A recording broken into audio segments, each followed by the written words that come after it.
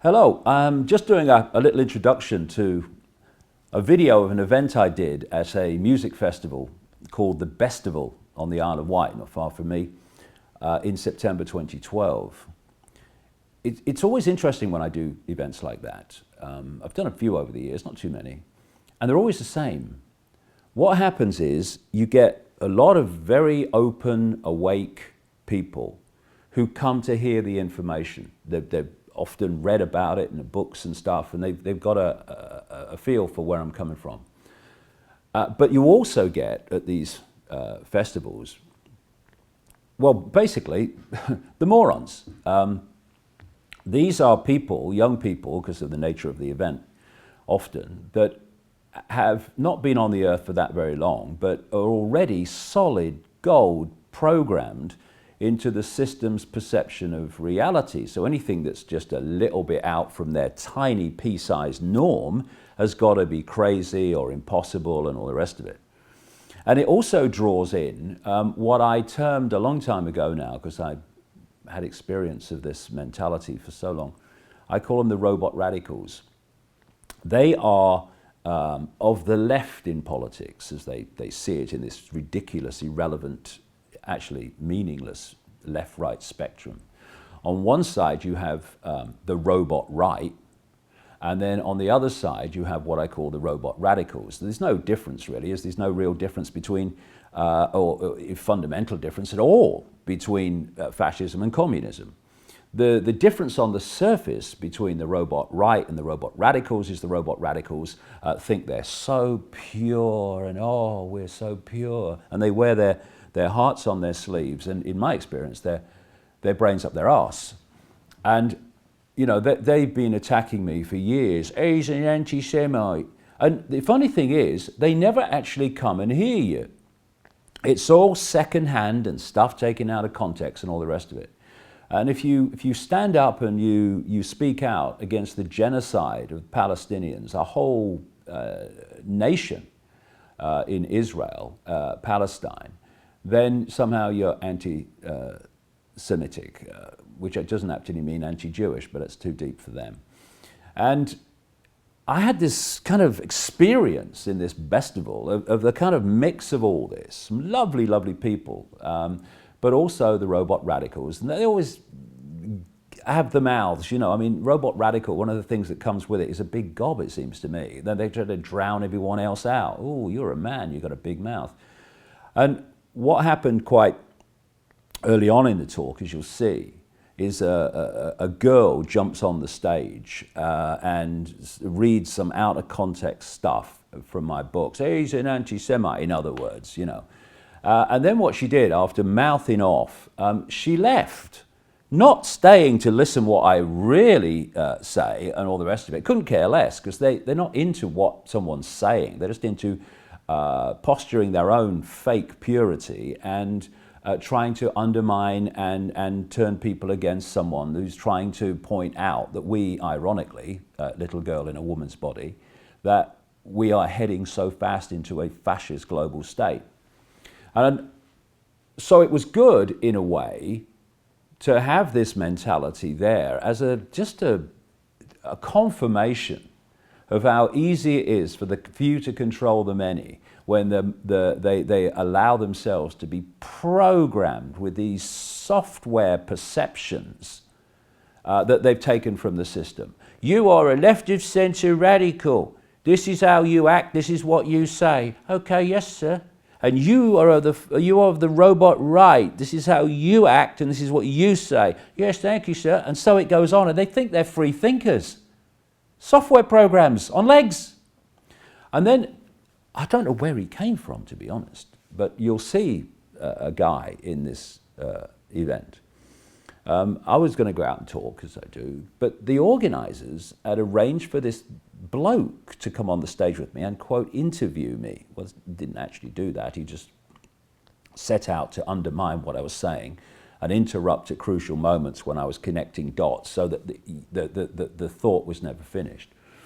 And his name was Richard Strange, which I guess is short for Dick Strange, which, you know, after my experience of him was pretty appropriate, really, because he was again someone with hindsight that was good to be there and good to act as he did, because he was, like the girl who jumped on the stage, a personification of how the world is controlled by a tiny few people who manipulate the perception of the masses.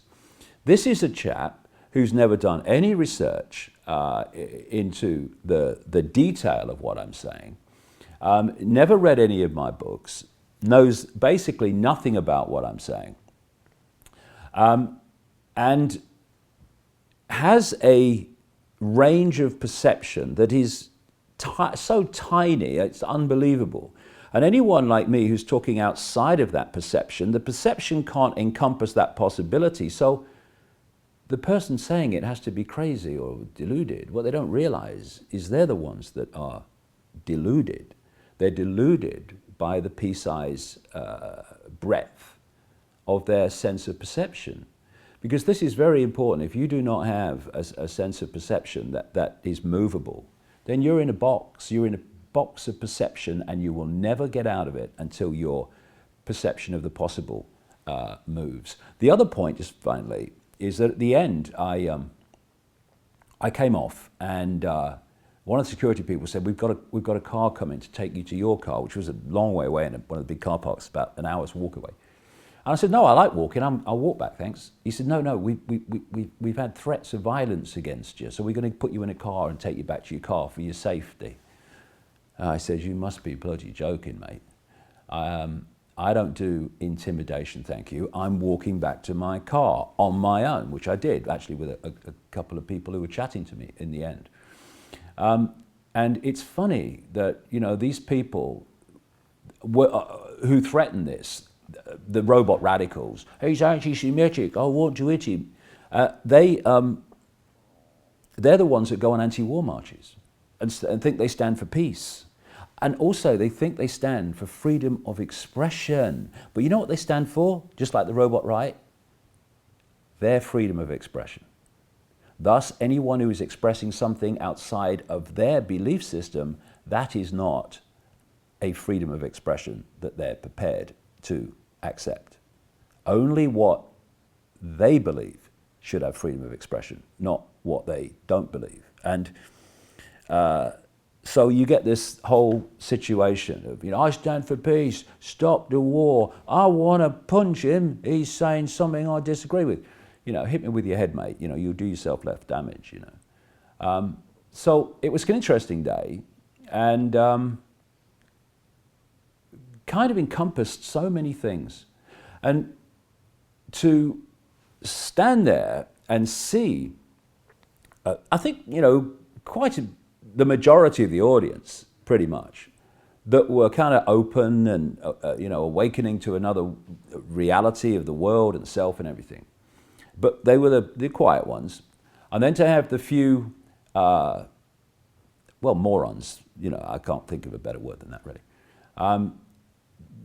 Kind of wanting to shout out with their closed minds and all the rest of it, being wound up by this guy who was, you know, as you'll see. When you see that in front of you, you see this awakening, kind, gentle, decent people. And then you see these moronic, loudmouth software programs. You realize, in fact, you see the chasm there is between that which is becoming conscious and that which is solid gold asleep. And this is the fork in the road we're at now. Are we going to awaken to something like that? Or are we going to stay in a tiny little box of software perception that perceives it is free thought? That's the sad thing. Anyway, it was a very interesting day, and here it is. Enjoy. Next up, we have author and controversial talker David Icke. But first, his son Gareth playing the theme of their new show, Remember Who You Are. Give it a round of applause, please. Cheers.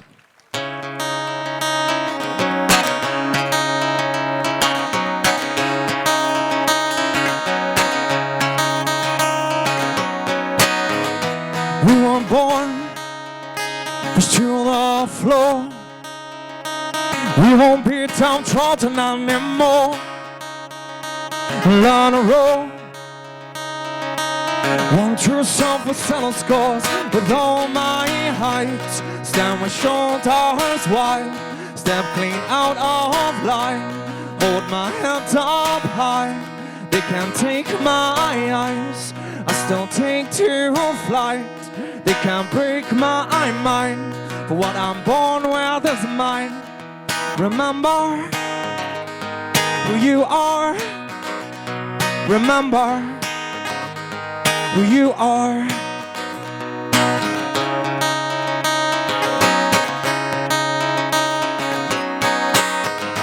Find your feet and take to streets. None comply with glorious belief. The best elite has no power over me with all my height. Stand with shoulders wide. Step clean out of line. Hold my head up high. They can't take my eyes. I still take to flight. They can't break my mind. For what I'm born with is mine. Remember who you are. Remember who you are.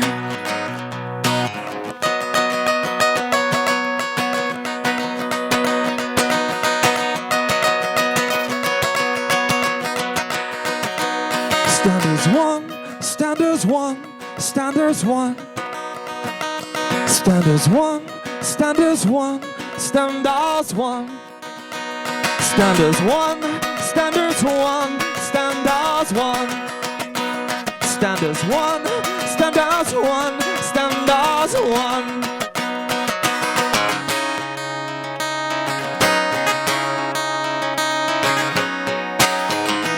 Go with all my height, stand with shoulders wide, step clean out of line, hold my head up high.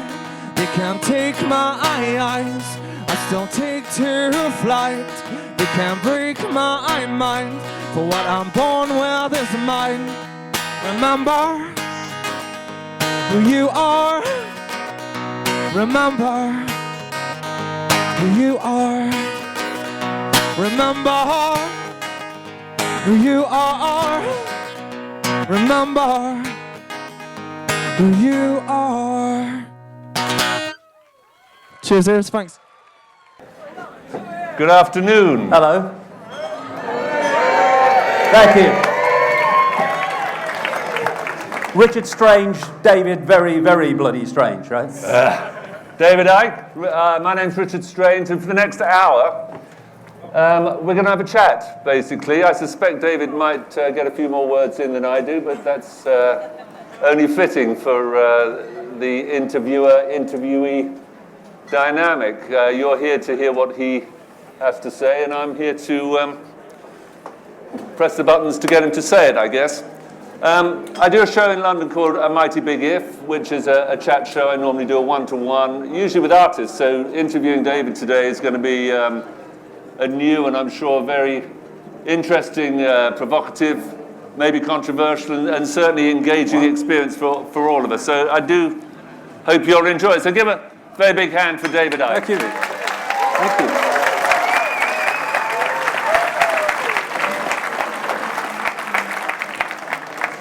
Now, David, because we've got a bit of time, do you mind if we go back to the very beginning? It's a long journey you've come on, and I hope it's a long journey you'll take us on today and bring us right up to speed. But for my generation, you were a household name. For a totally different generation, you are a household name again. But it's been a journey, hasn't it, that you've come on from that first, well, growing up in Leicester and a kid who wasn't really achieving much except a bit of sport. Yeah, I hope that in the last nearly quarter of a century that I've made something very plain for everybody, and that is we need to express who we are and not what some bloody society, some school, some university, some media blueprint tells us we must be.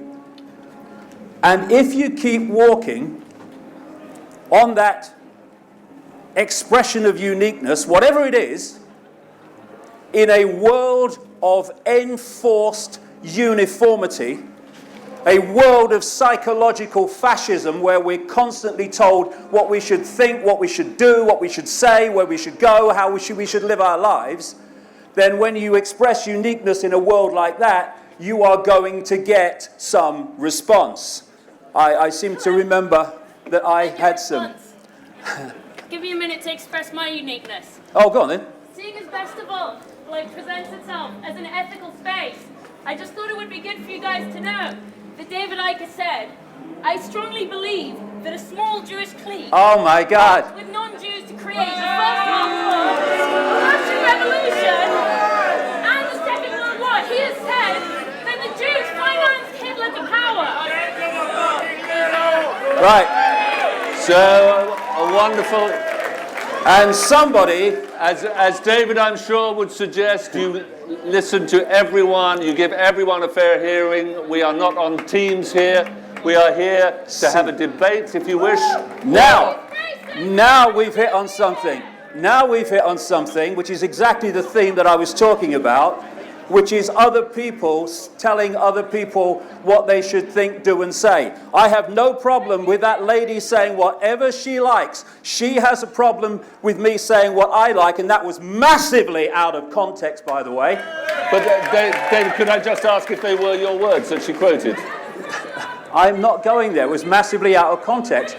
And so what happens is, even though the mainstream have all the media, all the education system, and all the corporations, and they own the banking system, when one man gets up and speaks his truth, somehow there's a problem with that. I have no problem with her or anyone else speaking their truth. Who is the fascist? Who is the censor? Me or thee?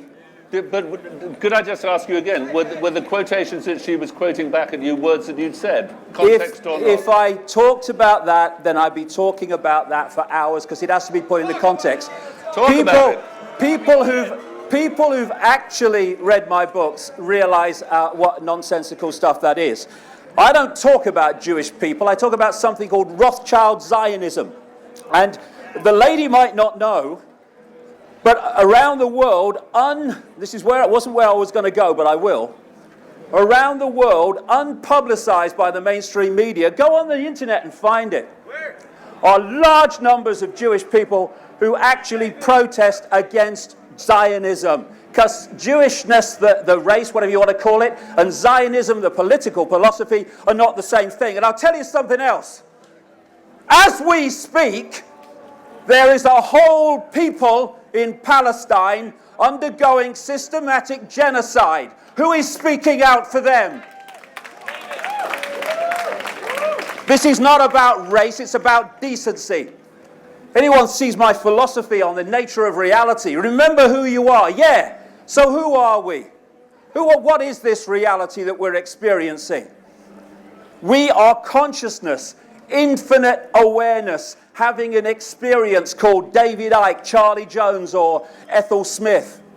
These divisions of race and religion and income bracket and all this stuff are there to divide and rule us.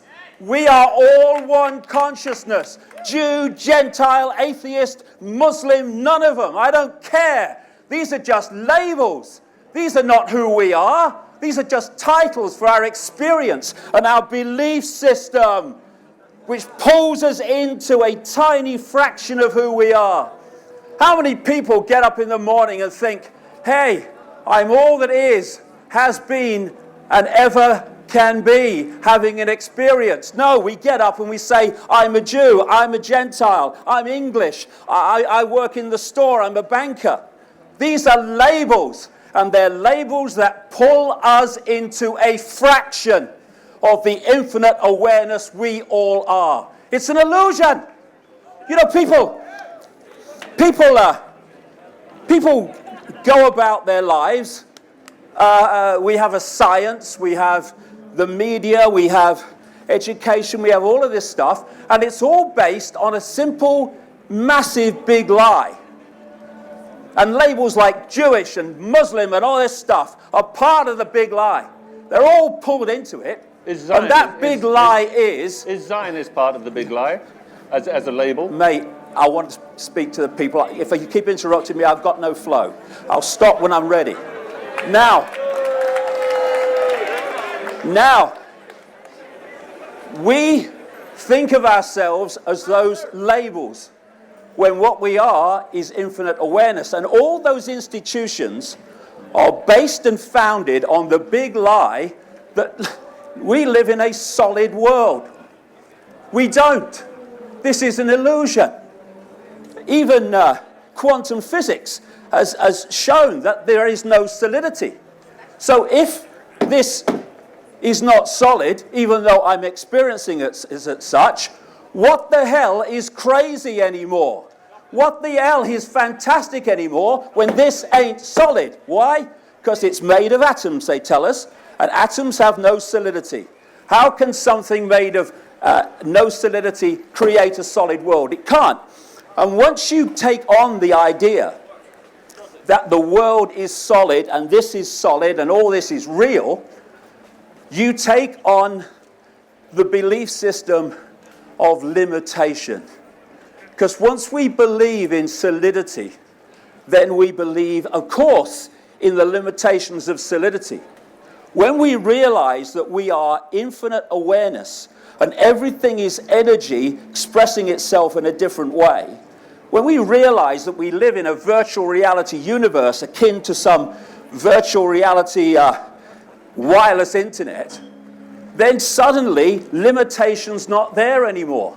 You can start to express and to understand the full magnitude of who we are. Jew, Gentile, anybody, labels, irrelevant. We take them seriously. They divide and rule the many so the few can control the direction of the world. Could you tell me here, what is the point of the conspiracy and who is running it? Well, for 25 years I've been going down this road of uncovering a global conspiracy. And the reason that so many people come to my work today, having ridiculed me and dismissed me years and years ago, is because what was in my books years ago is now on the television news. And it's quite simply, there is a network of families, no, not Jewish, a network of families that are sitting on top of the banking system, the media, the corporations, governments of any party. This is why, Blair gets replaced by Brown, gets replaced by Cameron. What changes? Bugger all. Bush gets replaced by, Mr. Change, Obama. What changes? Bugger all. Why? Because the way politics is set up is that, I'll give you an American example. In the Bush era, Republican, it says here, that was controlled, even the mainstream media acknowledged that, by a group of people who were known as the neoconservatives or neocons. The Democratic Party in America is controlled by a cabal just the same that I call the democons. It includes people like George Soros, the financier, and Zbigniew Brzezinski, Jimmy Carter's former national security advisor. Now, the neocons and the democons at the next level answer to the same force, meaning whoever's in power, they're in power.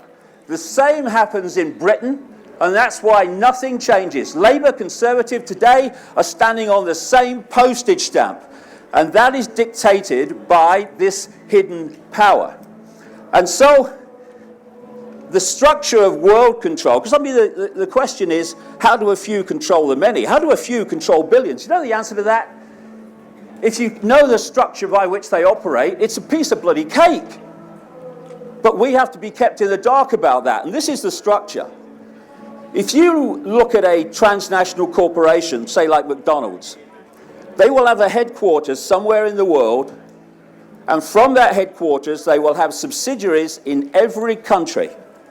And those subsidiaries will operate in line with the centrally dictated agenda from the headquarters. So if you go into a McDonald's in the Soviet Union, in Australia, in America, in Britain, anywhere, you're going into basically the same McDonald's. The structure of global control is based on that model, except it's secret societies. The center of this web is in Europe for historical reasons, and in each country there is a network of families that control that country's banking, politics, business, media, etc. And its job in each country is to introduce the centrally dictated agenda in their sphere of influence. And the agenda is what? I've got to put these pieces together. One dot leading to another dot. I'll come to that. And therefore, you have this central cabal operating out of Europe, not European governments, centralized secret society web. And they dictate to the subsidiaries. And their job is to carry out the centrally dictated agenda in their sphere of influence. And so, we have had this constant centralization of power in every area of our lives. And it's got to such a point, had done for a very, very long time, where it's got a name. It's called globalization. Globalization, the centralization of power in every area of our lives, is this very agenda I'm talking about. Because if you are a few, and at the center, at the core of this, compared with 7 billion people, it is a few, then you cannot have diversity of decision-making in any way, shape, or form. Because the more you have diversity of decision-making, the more impossible it is for a small cabal to actually dictate to all those points of decision-making. What you want to create this centralized Orwellian state that we're hurtling towards by the day is to constantly centralize power, because then at each point you centralize power, fewer and fewer people are dictating to more and more people. But if this is a cabal that is so all-powerful, so omnipotent, how come they cannot keep the simple secret of a secret society secret? How come you know about it and your followers know about it? 25 years of full-time research traveling to 50-odd countries. How many people do that in search of one research area of research? That's what it takes to put this together. And if people haven't seen now, where we've got a situation where power is going into fewer and fewer hands, where someone not even elected is now running Italy, and don't think that's a bloody one-off either, because that, I've been writing about that for years. They want an end to democracy, as we call it, because they call it the post-democratic, post-industrial society. That's where we're heading. But the point is that in all areas of our lives, I mean, look at it. Look at media ownership. Fewer and fewer and fewer people. Look at government. Let's take the European Union. I wish someone would. There was a point a long, long time ago, I'm sure many people at this Bestival would wish we were there now, but there was a time a long time ago, actually not maybe that long, when people lived in tribes. And the people in the tribe decided what happened in the tribe. We then reached this massively critical point where lots and lots of tribes were brought together under something called nations. Now, a few people at the center of the nation are dictating to all the former tribes from the center. Then we moved into this other critical point where lots and lots of nations were pulled together under something called the European Union. Now a few people at the center of the European Union are dictating to all the former countries, which are dictating to all the former tribes. And we have a situation now where 75% of laws affecting this country are decided in the European Union by the European Commission, which is an unelected dark suit cabal. And it's going on and on and on and on. David, if I could just drop in here, you mentioned the example of Italy and the fact that Italy now has an undemocratically elected prime minister. What's your preference for the democratically elected Berlusconi?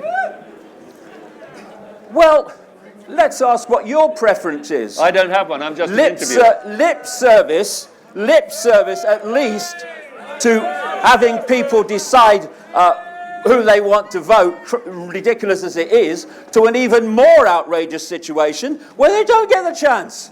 Someone else dictates it. Are you a Democrat? I believe in people having control over their own lives, their own views, and their own thoughts. All people. All people, okay. All people. I just wanted to clarify that. You know, people talk about fascism and communism. How do you put a system in place that enables you that? keep talking about a system. Why can't we find a level of intelligence and a level of open-hearted togetherness that we can't just live our lives? I have a simple philosophy, you know, I'll tell you what it is. Do what you like, so long as you don't impose it on anyone else. End of frickin' story, by the way. End of story. And people say, oh no! Well, what about someone murdering someone? And you go, well, I think murdering someone might just be imposing your will upon them. What do you reckon? Laws are there to control people, and the laws that need to be there at this time are there to overcome the fact that we are not in a state of consciousness where we can respect each other's right to be different and respect each other's right to be who they are. I don't care what people do, so long as everyone is happy doing it and is not having it imposed upon them. I think that's very easy to say and very noble thoughts, but as we all know, it's absolute nonsense. It just doesn't work. How do you get hospitals? Who's going to do the toilets in that situation? Who's going to do the plumbing? Who's going to drive the buses? Who's going to dig the graves? Unbelievable. You see, the thing is, this is how deep the programming of humanity has gone. We cannot see an alternative to the system that controls us. It's unbelievable. We can live us in a society without being told that we must do this and must do that. Why? Unbelievable. You know what education is? Education is preparing people to think the way the system wants. You come out of the womb, and within 3 or 4 years, you're sitting at a desk being told what to do and think by authority. And then you go on and on and on, and the system tells you what to think and what to believe, and you learn that actually intelligence doesn't come from yourself, it comes from repeating what authority has told you to bloody believe. And I mean, we then go all through the education system, and at the end of it, what are we? Unless we've managed to hold on to some kind of uniqueness, we're just another expression of the system, so much so that we can't think of a world without the system. What was that line in the Matrix movie where the Neo character, the Morpheus character, was talking about people in the system being so inert, so controlled by the system that they fight to protect it? What do you think troops are doing when they're slaughtering the innocent around the world? They are saving a system that does that, and they're saving and protecting a system that wishes to not only control them, but control their children and grandchildren on a freaking level that'll have you running home to your mum. People have no idea what's coming if we don't wake up, grow up, and open our minds from the programs that enslave us. For goodness sake. My grandchildren are going to have to live in the world that people looking the other way not my problem, or no, he's just mad, are going to have to live in. How bad does it have to get? Look at it in this country. All the laws taking freedoms away. In America, the president can now order the arrest of anyone and jail them without charge, without evidence, and without any trial. He can, and does, sign a death list where they can kill Americans abroad and other people with drone attacks. No judicial even, that's bloody corrupt as well, but no judicial oversight. It just signs it. This is going on in our world now. But how bad does it have to get before we wake up and roll this back? Because if we don't, my God, we're going to regret, well, I'm not, I'm doing my bloody best, but people are going to regret this for a very long time, like the rest of their bloody lives. And I tell you what they're going to have to do. These policemen and uniforms and dark suits that are bringing this in by the day, those people in the community who are going, no, he's mad, oh no, that would never happen, they'd never do that. They're going to have to look their children and grandchildren in the eye at some point. When their children say, Mummy, Daddy, what were you doing when this Orwellian fascist dictatorship came about? And they're going to have to say either, I was watching EastEnders, honey, or in the uniforms and the suits, they're going to have to say, I was helping to bring it in, honey. For goodness sake, wake up. David, do you think it's possible to have shades of political opinion without having to necessarily subscribe to the idea of secret reptilian societies controlling the whole world? Do you think there might be just a little bit more subtlety in the world than that? You're a nice man. Okay, let's take that on. I don't give a shit. I don't give a shit. I really don't. You know what, the one thing that ridicule cleared out of me 25 years ago? The fear or concern with what other people think of me. And I'll tell you that is the greatest freedom you can imagine. How many people in this world can say that? Eh? So let's take the reptilian thing on. Do you know, look at you. I've seen more brains in a tin of peas. Anyway, listen.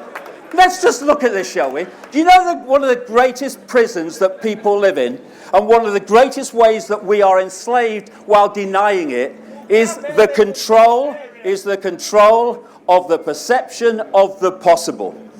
If you control the perception of the possible, boom! Anything that happens outside of that, your perception of the possible is going to dismiss it as impossible. And so, if you don't realize that it's possible to mind control someone to go and shoot people en masse with a gun, then when it happens and the government gives you their official version of it, your perception of the possible has nowhere else to go except the government explanation. There can be no other.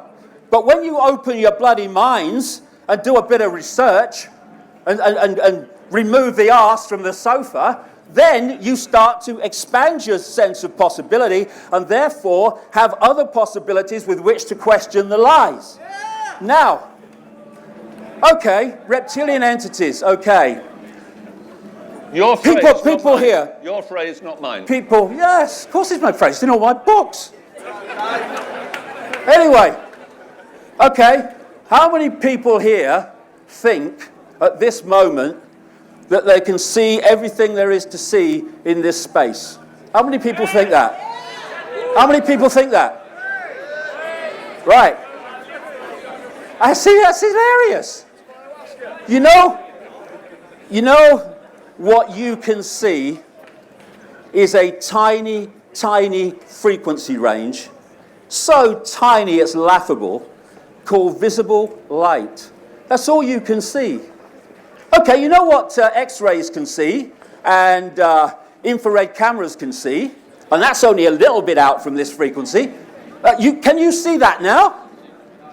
So who put their hand up that they could see everything in the space here? You can't even see what technology can see.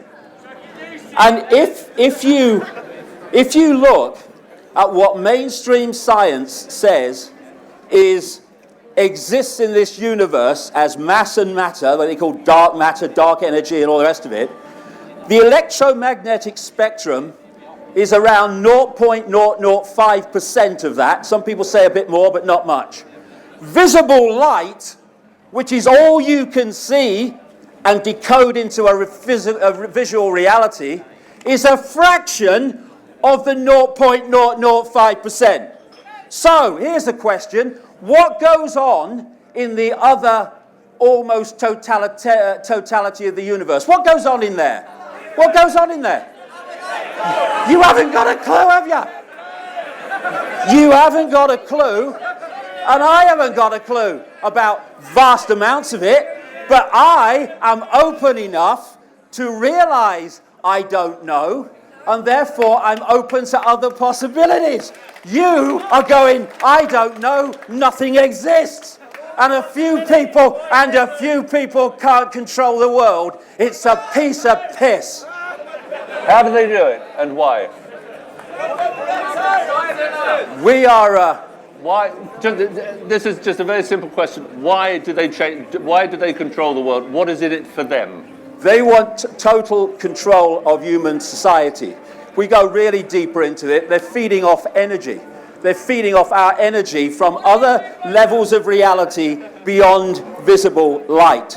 And therefore, when the Morpheus character held the battery up and said the machines have turned human beings into one of these, he was very close to the truth symbolically. And you know what that energy is? It's fear. It's fear, it's anxiety, it's frustration, it's anger. What is this world full of? All of it. What about the things that the political parties and the institutions do? Bombing whole cities of civilians on the pretext of protecting them from violence. All these things, the crash of the economy. Do you think that makes people feel good? Oh yeah, I feel great. No, it makes them feel fearful. It makes them feel anxious. All the energy that we're giving off, which is exactly what they want. And you know something? I speak to a lot of people around the world. But of course, except at a place like this, most of them come because they know where I'm coming from. But when I do speak further afield, lots of present company here accepted, by the way, I see how easy it is for the few to control the many. It is so easy, it is pathetic. And we are heading towards a society where we will be living a life which would make George Orwell wince. Now there's the thing. George Orwell. Some people said to me, give me a chance or an explanation of what the world is like that they want to create. And if anyone does, that is happening before our eyes. And I'd say to them, read two books. 1984 by George Orwell, real name Eric Blair, and Brave New World by Aldous Huxley. Brave New World was published in 1932, and 1984 was published in 1948. When we look back from the perspective of 2012 at what's in those books compared with society now, they are stunning in their prophecy. Unbelievable. Now, how did they do that? How did they do that? Why were they so accurate?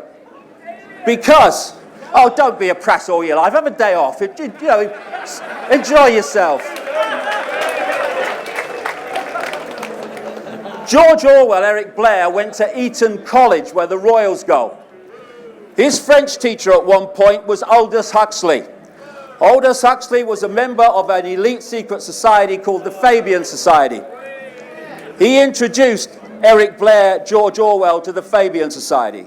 If you get to the inner core of these major secret societies, you access the projected agenda that they want to, the direction they want to take the world. That's where they got their information from, and that's why they're so accurate. David, what is the agenda? You still haven't told us what the agenda is. If it's something as crude as to control the banking systems of the world, surely they are so omnipotent that they could completely dismantled that. That is such old technology, having coins and notes as a means to exchange. It is so 20th century. We've moved on before. What do they want? What have we moved on to? You tell us. No, you tell us, mate. You know it all. I want to know what the agenda is, because No. I think What have I'm we not buying it. Tell I'm me. not buying I your don't give a agenda. shit. What have we moved on to? I think we moved on to a fairly liberal, democratic society that is not perfect, but it sounds to me a lot less scary than the one you're speaking about. So, when, for instance, in the one-party state, because that's what we live in, as they do in America, hold on a second, no, you ask a question. That is so flip. Cameron, that is so flip and wrong to Cameron, say one-party state. well, you believe it is. Don't confuse. You stood for the Green Party. Don't confuse. You stood for the don't Green confuse Party. what you believe to be what is, mate. Big mistake. I think we're both doing that, David. Oh well, that's fair enough. No, okay. You know, I'm not asking anyone to believe anything. I couldn't give a damn. I'm asking people to look at how we are programmed into belief systems And that we I'm then asking you for the agenda. which we then follow for the rest of our lives. I mean, look at it. We get people, even if they've got a job, they get up in the morning, and what happens? They have their breakfast, they go to work. They have a bit of lunch, sandwich normally, then they go to work. Then they go home, then they watch a bit of telly, have their tea, then they go to bed, and the whole thing starts. And this goes on year after year, decade after decade. Is that the only way that we, as a human race, can live our frickin' lives? Is it the only way? Children are prepared for this through the education system, and then they drop into the hamster's wheel, and away we go. Oh my God. It's like lambs to the frickin' slaughter, if you only knew. How far are we? I'm still asking for the agenda. The agenda is the centralized control of humanity with this structure. They want to create a world government that would dictate to every country and community. The European Union is a stepping stone to that, and these other unions. They want a world army that would impose the will of the world government on any country or region that didn't want to accept it. We already have a de facto world army. It is called NATO. And we have a de facto world government called the G8 and the UN Security Council. They make decisions, and then they send their de facto world army, NATO, in to bomb civilians, mostly with brown bloody faces. And you know what? They're so efficient that they can't even do away with a tiny country like Afghanistan. And they also want a situation where we have a single world electronic currency. This is your moving on, mate. Now, that is incredible in its possibilities for freedom. You go into a shop today and you hand over electronic money, a credit card, and they say, sorry, I'm sorry, can't use your card. It won't accept your card. At that point, today, just because it's going out of circulation at an extraordinary rate, you can still say, oh, well, I'll pay cash then. What happens when there's no cash and that machine says no to your electronic money or card or microchip as it's designed to be? It's deciding whether you purchase. Total control. And anyone that challenges the system will go off the Christmas card list of the system very quickly. You've asked me a question, mate. Just leave me to answer it. What they also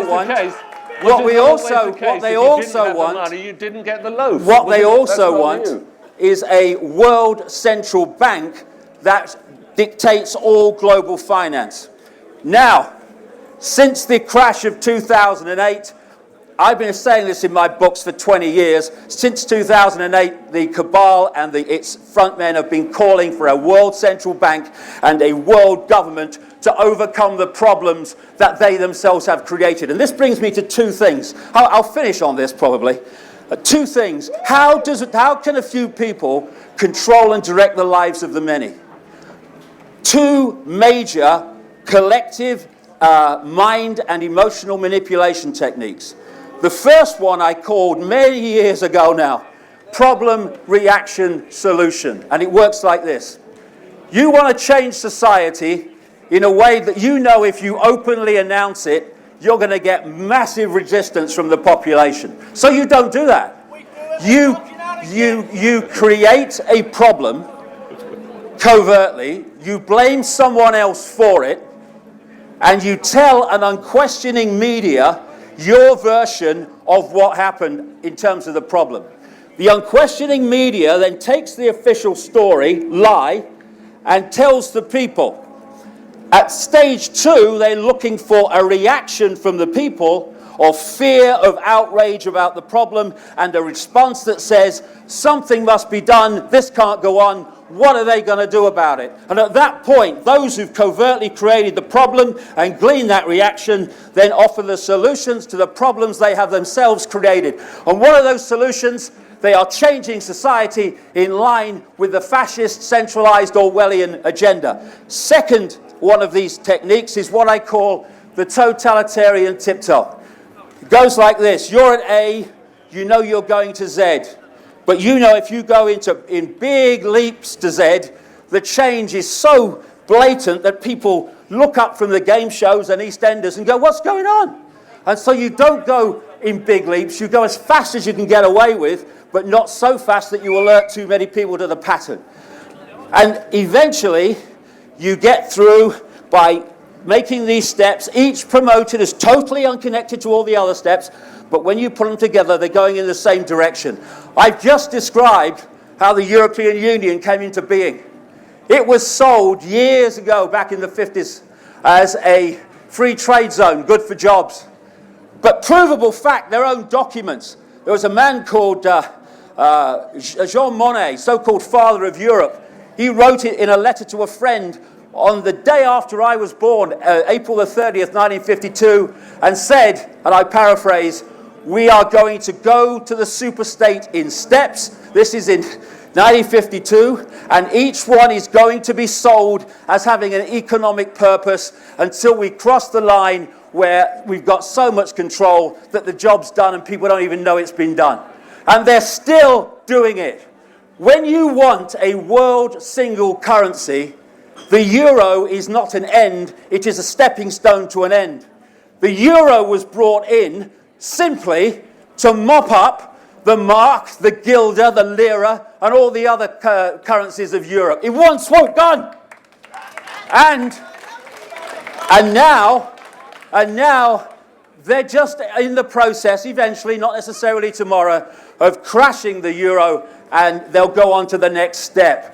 We have so many constant problems in the world, so many crises, for goodness sake, because under problem, reaction, solution, you need constant problems and crises to offer constant solutions to keep this moving. Look where we are, for goodness sake, in terms of human freedom. Cameron came in and said, I'm going to roll back the Big Brother state. What has he been? The Big Brother state on bloody steroids. Because there's no contract when you run an election campaign, no contract between you and the people. Obama can say, I'm going to close Guantanamo Bay and then get into power and not do it. There's no contract. This lady, Prime Minister of Australia, can come to power saying there's not going to be a carbon tax under my government and then introduce it. No one can stop her because there's no contract. It's simple. Tell them what they want to hear. Get the vote. Do as you frickin' like. How much longer are we going to take this? Okay. Human race, get off your knees. I think we might just take a couple of questions here before we wind up on what's been a very interesting talk. Hold on a minute. If I could just say, David's book, or David's books and tickets for his shows are, of course, available with this very same electronic currency that he purports to so do you know something? If I could personify how easy it is to control the world. Yeah. Okay, so a question from the gentleman down here. Unbelievable. Babes in bloody arms. What? Why is it? I've asked that question many times. Why lizards? Oh, why lizards, David? Okay. Why not? Well, why not? Why humans? Why humans? Why humans? Why not? Why humans? It's a question. No, it is. It is answering you. You're saying to me, why lizards? And I'm saying to you as an answer, why humans? Why not? Why not lizards? That's unbelievable. That's the level of debate that we've reached. Why humans? The answer to why is why not. Lady over there. So humans, here we go. I want to pick up this point. Okay. Why humans? Because humans have two legs. Okay, so here we go with the state of possibility banging against the belief system. So this, only humans, any color human, can a black human have two legs? Yeah, I suppose they can. They can, a black human can, a Jewish human can, an English human can, but no other genetic form can have two legs. What? What? What are you talking about? Why not? I didn't say that. You did. You regret saying it, but you said it. Just tell us about the lizard. I can't hear that.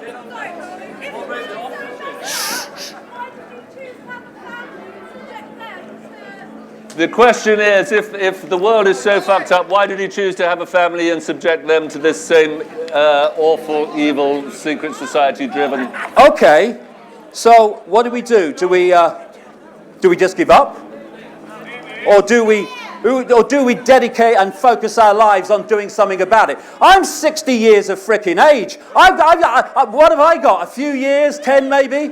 Yeah, you'll be very glad about that. Nice person. Hey. So, I ain't doing this for me. I don't have to live my entire freaking life, as young people do today virtually, in the world that's coming so fast. I've just done this because I believe it's right. And the fact that you get ridiculed for doing what you believe is right shows how mentally disturbed much of the human race is. Lady here. Lady here. How much are you getting paid? I am doing... yeah, here you go. Here you go. Do you know something? I've come here to talk to this group for fuck all, okay? Fuck all. You know why? Because I believe in trying to make a frickin' difference, not make a frickin' noise for its own sake. David, I think if we're being slightly less disingenuous, there is a lot of stuff that you will sell on the back of this, on the back of your God. Wembley Arena appearances, and so on. Do you think we have time to change? Do we have time to change? That's a great question. And there's only one group of people that can decide it. Moi.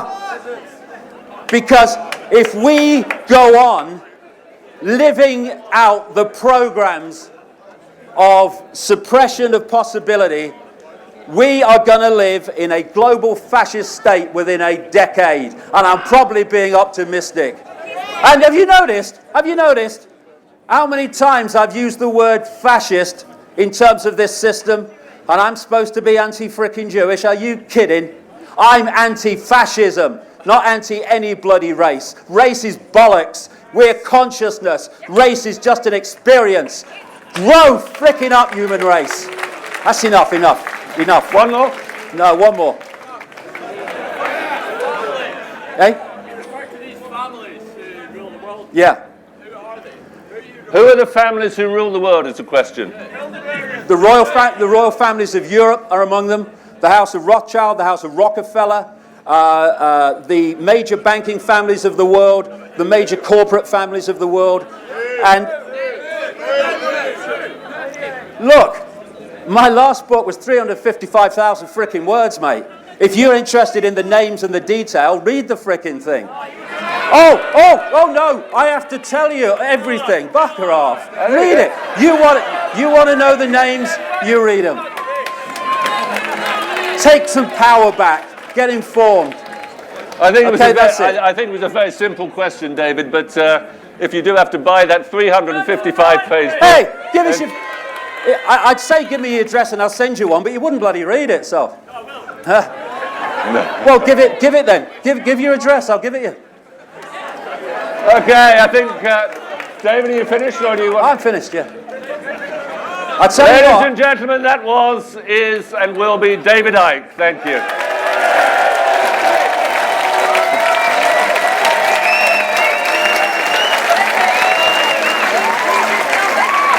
yeah. Hey, for those that listen with an open mind, thank you and congratulations. For those who listen with a closed mind, 5 to 10 years from now, you're going to remember this moment. See ya. All the best.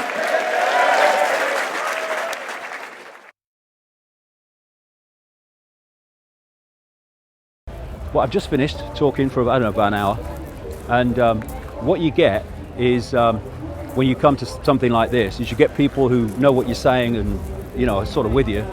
And you get those that just turn up, because that David Icke bloke, he's mad in it, let's go and see him. So you get two types of audience, but it's fantastic because, especially with the guy on the stage who really did personify the programmed mind and why the world is as it is and how easy it is to control the world. And it was fascinating to see it. But some lady jumped on the stage talking about he's actually Jewish, you know. She had a brain cell that would die of loneliness and knows nothing about what I'm saying. But what I've just been told is that there have been threats to me. That if I walk through the festival, there are going to be threats to me that they'll do me harm. And the organisers have said, you know, we're going to organise a car to get you out of here. And I'm thinking, what? You know, hey, don't be a prat all your life, mate. Have a day off, eh? What I'm doing, as you can see, is walking to my car through the Bestival. The freaking people are going to intimidate me to walk away from them. What? You must be bloody joking. So I've had a lovely day. I had a ball out there, really, because I love playing with the people that just have no desire to see it and think they're intelligent about the world, and they're babes in bloody arms. So I've had a great day, and I'm walking home to my car through the Bestival and not in the back of some other bloody car to get away from them, whoever they are. Is that right? See you, gang. All the best.